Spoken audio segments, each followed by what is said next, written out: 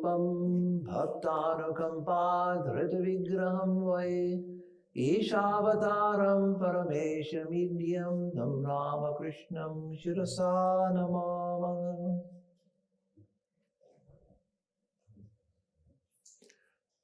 So, in this session, I want to speak about seeing God with open eyes, because that's part of the theme of the whole retreat. So I thought it would be appropriate to end with that. But let me put it this way. Seeing God with open eyes, that sounds wonderful. It sounds exciting, seeing God with open eyes and all of that. But let's not forget practices like meditative reading, japa, etc., because those are immediately accessible to us, and by practicing the practices which are immediately accessible, and let me mention also other practices I could have chosen as part of the teaching bhakti, like prayer, visualization, etc. These practices which are immediately available, they prepare us for seeing God with open eyes. But Swami Vivekananda gave great importance to this practice of seeing God with open eyes. To him, it was extremely important. And it was, you could say, it was one of the foundations of his teachings. An interesting fact is that Sri Ramakrishna, he always said that the highest conclusion, his highest conclusion, the highest state, was the state of vijnana, where you see, after the attainment of knowledge of Brahman, where you have known Brahman in a high state of identity, and then you come back and see the world again, you see everything as Brahman. He said that was higher than jnana, was vijnana. And so he spoke a great deal about vijnana. And I'm convinced that in future centuries, starting already in this past century and continuing now, this will be one of the great topics of discussion. What did Sri Ramakrishna mean by vijnana? Seeing God in everything. There's some people who have said that is really Vishishtadvaita, it's not Advaita. There are others who say it's just a regular Advaita. There are others who say it's super Advaita. And so there are all kinds of already discussions about what vijnana means.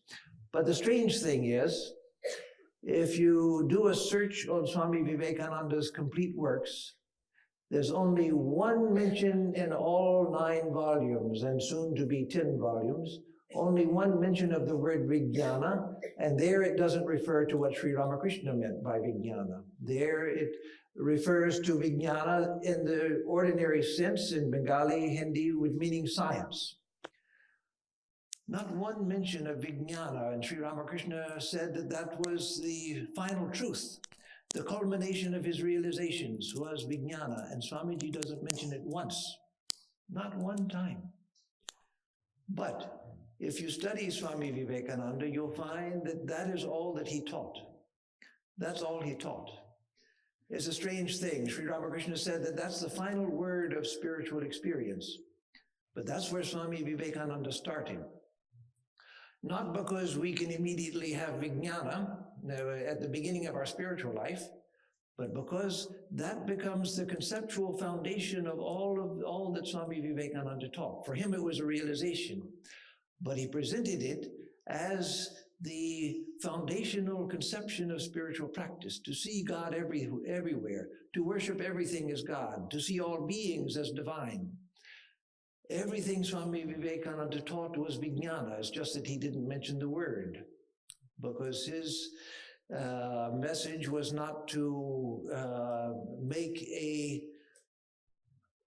consistent system of philosophy, but to teach the principles of what Sri Ramakrishna represented, the principles of Sri Ramakrishna's life and experience. So that was seeing God everywhere. Swami Vivekananda says in inspired talks, one of the most beautiful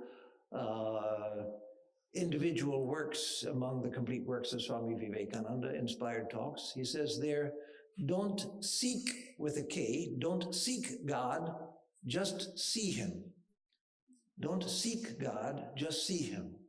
Meaning, and he says also, not in line with that, but he says also that you have seen nothing, all of your life, you have seen nothing but God, nor have I.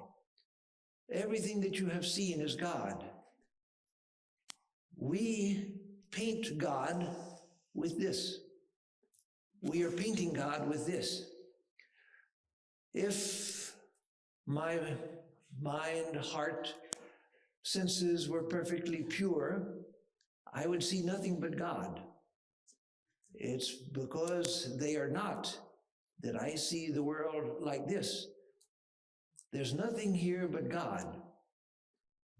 Swami Vivekananda also said it's not a parallel statement, but it's an associated statement. He says also in the inspired talks, when you see a mother cat nursing her kittens, bow down and worship, for where there is love, that is God. Where there is love, that is God. This ability to see God in everything, this ability to see in the mundane, the supramundane, the transcendental, to see God everywhere. I forget who it was it Swami Atmarupananda or Mataji who mentioned the other day that Sri Ramakrishna, when doing the worship, he saw, or maybe it was in a question somebody asked, Sri Ramakrishna, yes, it was in a question. Sri Ramakrishna saw the vessels and the image of Mother Kali, the puja vessels, everything, the temple itself, everything is pure consciousness. He saw everything as pure consciousness. So how do we come to that? How do we see God in everything? For us, that's a practice. Swami Vivekananda taught the highest truth to us as a practice. And that's generally what spiritual teachers do, the great world teachers do. They realize God, and then through sadhana, and then they present that to others as a practice. So Swami Vivekananda tells us to worship everything as God. He says, why? Out of my pocket? Okay. Okay, good, thank you. Whatever helps, I will do.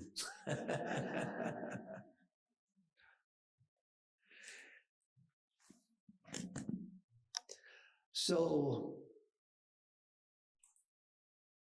to see God in everything, how do we begin?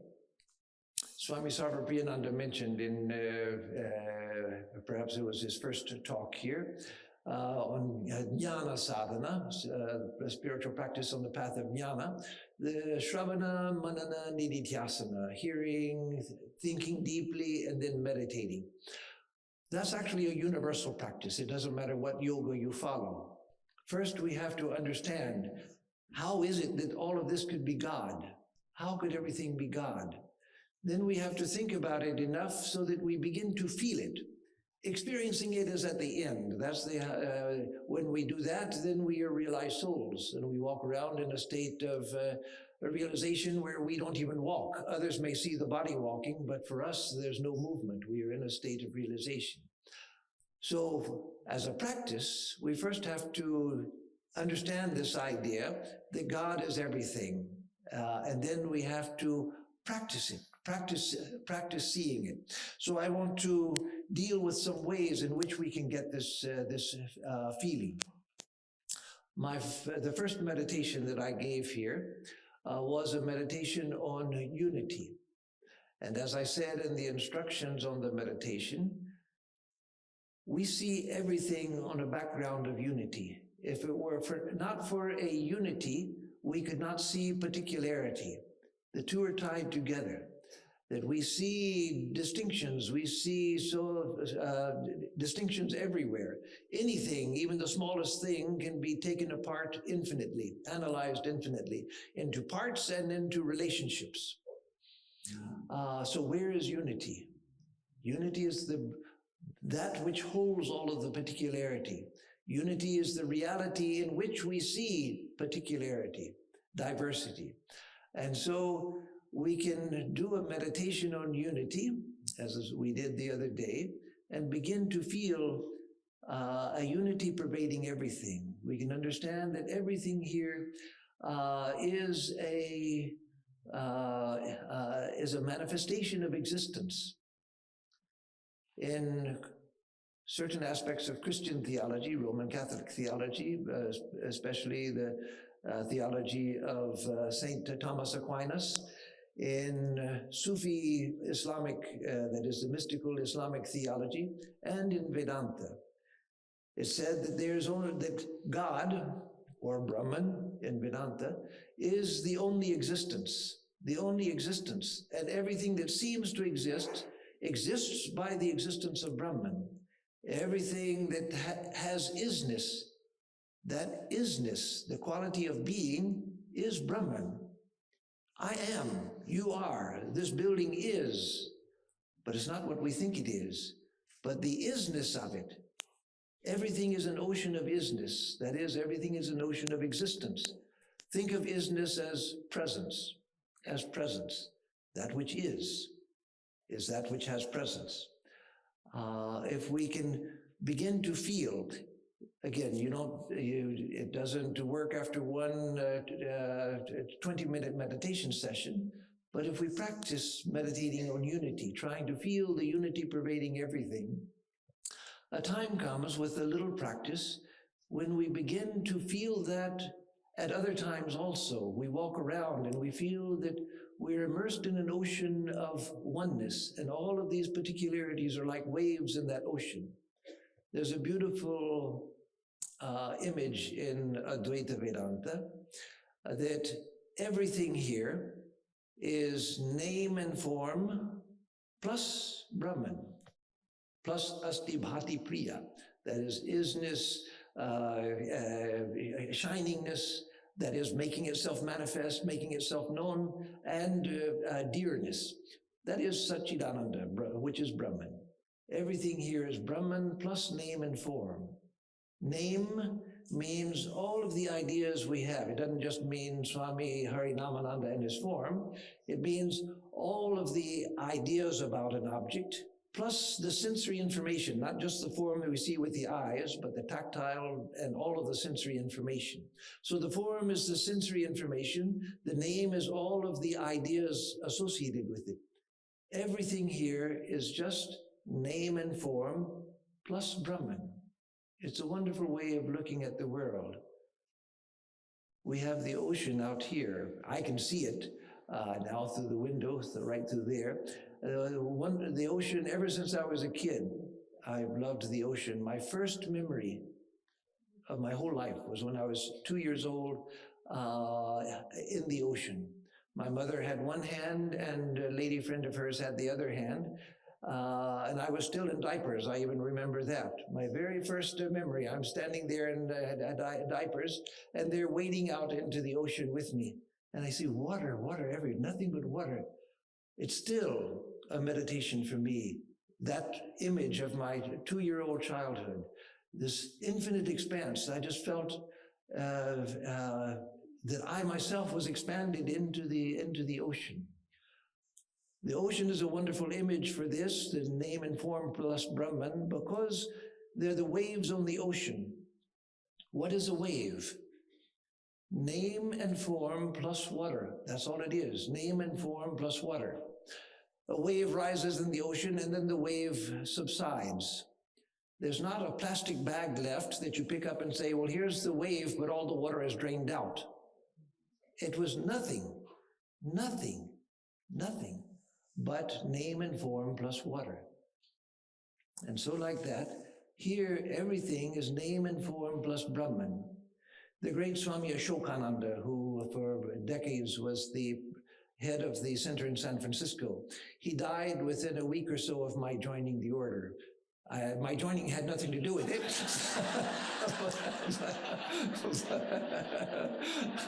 It was kakatalavat.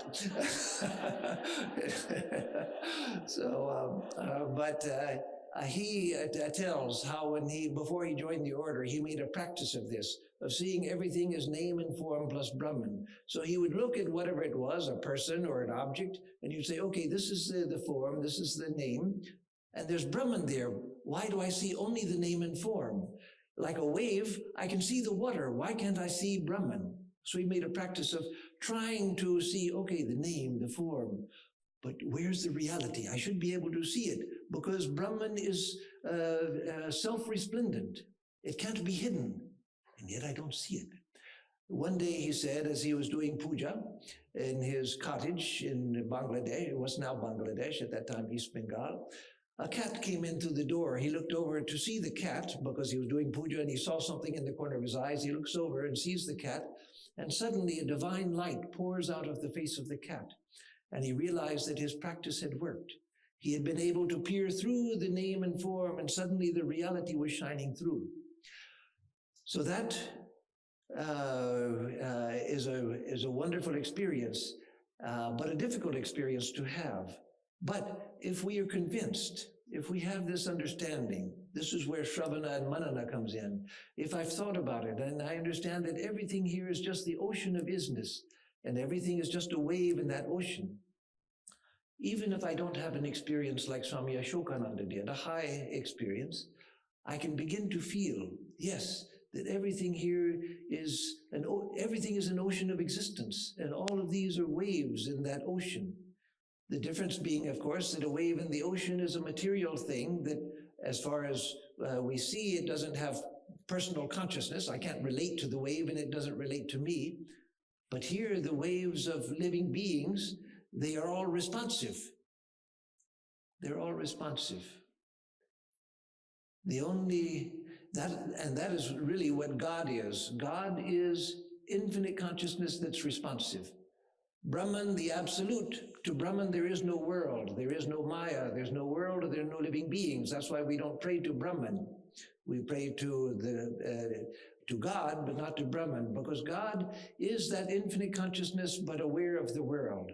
That infinite consciousness which is aware of everything here. That is, it's responsive consciousness. So I pray to God, and God responds. I give my love to God, and God gives love to me. And everyone here, every individual, every insect, every bacteria, every plant is responsive consciousness. And so if I can learn to see that everything is this ocean of unity, and within that ocean of unity, there are all of these waves of living beings, but that ocean of unity is pure consciousness, divine consciousness. It's not the water of the ocean, which is the substance of waves. Everything is that divine consciousness. If I'm convinced of that, I can begin to use that as the foundation of my practice. I can begin, if I become convinced of it, and if I can remind myself of it enough, then I begin to try to change my reactions to people, change my interactions with people, change my actions, so that I begin to try to act on the basis of that. And yes, somebody tells me, Swami, you're stupid, and I get angry and say, what did you say? But then I catch myself and say, no, I can't react like that. Yes, it doesn't mean that I become a pushover, I become a doormat to the world. No, because if you have this idea, you have it about yourself also, that you are also part of this ocean of divine being, and so you have a sense of inner dignity and inner integrity. But you begin to change your interactions with others. You begin to change the way that you treat others, the way that you look on others. If you do that, you begin to find that others begin to change the way they look at you also, to the extent that you can see God in others, even as a concept, as a practice. Something is awakened in others where they begin to interact with you differently as well. So trying to see God in others doesn't mean that immediately I see a divine light coming out of everyone, as Swami Atmarupananda did, because of the great purity of mind with which he began his practice. We begin oftentimes with more past karma that we have to work through. But I can become convinced of that, and then I begin to use it as a practice. So seeing the unity of all things, and trying to act on that. Why does it keep doing that? Okay, there we go. It wanted to be picked up. Everything wants a little affection. Seeing everything as the ocean of consciousness. It's Brahman, so it's the ocean of existence. So feeling the isness of all things. That isness is the reality itself. You're actually, when you begin to focus on isness, it's an intuition, not the direct, immediate aparokshanubhuti, the immediate experience, direct experience in full blaze of illumination, but you're intuiting the presence of Brahman when you focus on the isness of things. And then everything is conscious. Everything is filled with consciousness. When you begin to meditate on consciousness, you begin to feel that everything is conscious. I forget whether it was Mataji or Chris or who was talking about, or maybe it was at the table at breakfast. Somebody today was talking about the mind and body. When you begin to see things as from the standpoint of mind, when you no longer are so attached to everything being material, you rise to a higher level where you begin to see that everything is mental. Swami Vivekananda talks about this, and other sages have talked about it. Sister Nivedita says, if we could only see others as minds rather than as bodies, we would be in a much higher level of experience, and that's true. We can come to the point where we begin with a little practice, where we begin to see that everything is mind. Everything is mind, and everything is idea. When I first read that, when I was 13 years old, in a book on physics, I read The Universe and Dr. Einstein by Lincoln Barnett. I've lived for a long time, so that's an old book now. You won't find it in the bookstores now. But there he says that the physicists are coming to the point where they see that everything is more mind than matter. And I knew that that's important. That's important to me. Out of the whole book, that stayed with me, that everything is mind. Yes, you come to a point where you begin to see that everything is mind, everything is idea. Then it becomes much easier to feel that, yes, everything is more than just mind, it's consciousness. It's consciousness.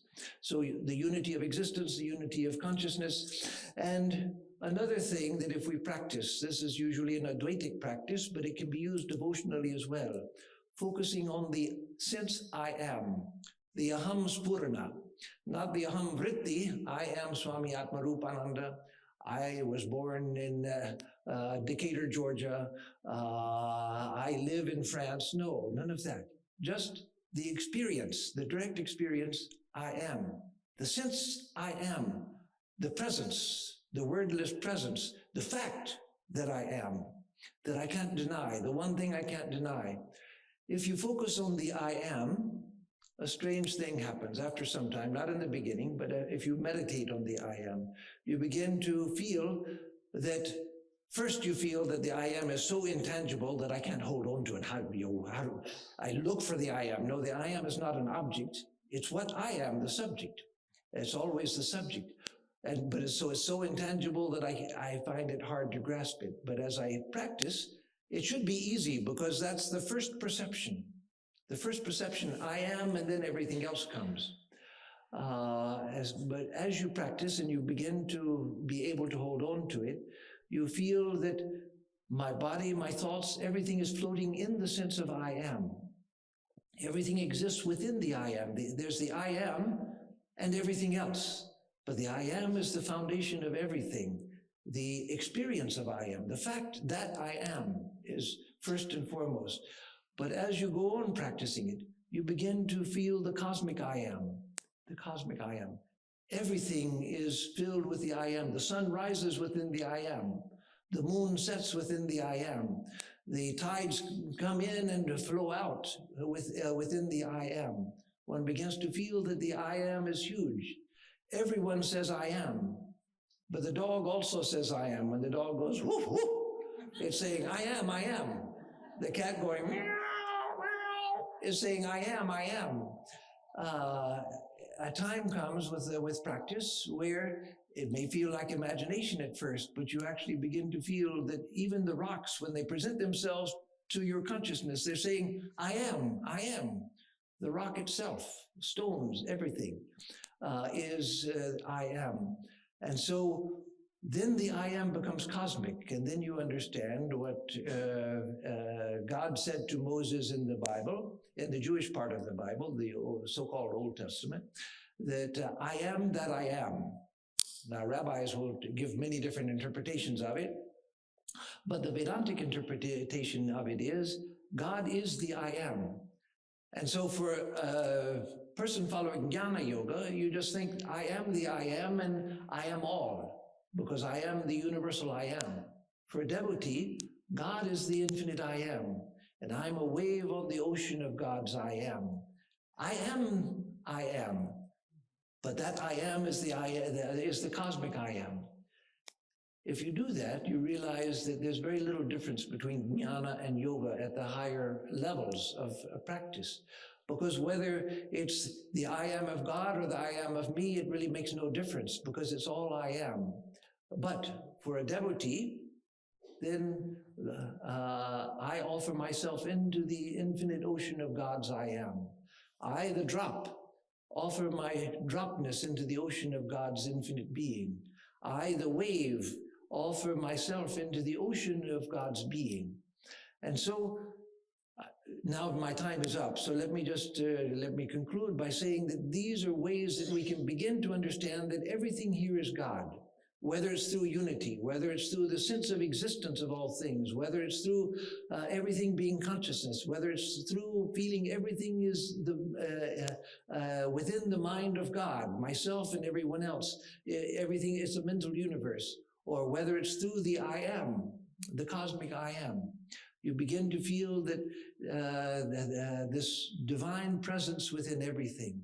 And then we begin to try to act on that. We try to change our actions and interactions and reactions so that I'm living in that consciousness, and I'm living according to that consciousness, and not